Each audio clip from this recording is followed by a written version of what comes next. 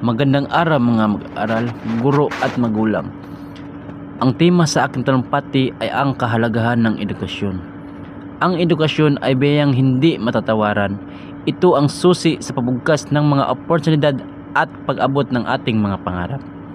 Sa paaralan tayo hinuhubog upang maging buo o maging maalam sa kung anuman ang hamon na harapin, sapagkat ang ating mga guro ay siyang gabay upang matuto tayo hindi lamang sa kasalanan pang-akademiko kundi sa lahat ng bagay na maging responsibilidad.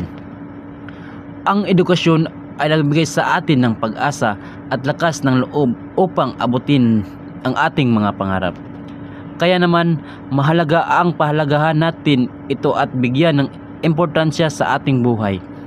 Patuloy natin pagyamanin ang ating kaalaman at kasanayan upang makamit natin ang ating mga pangarap. At dito tapos ang aking pagsasalita. Maraming salamat po. Ako nga pala si Jonel Jr. C. Arcolar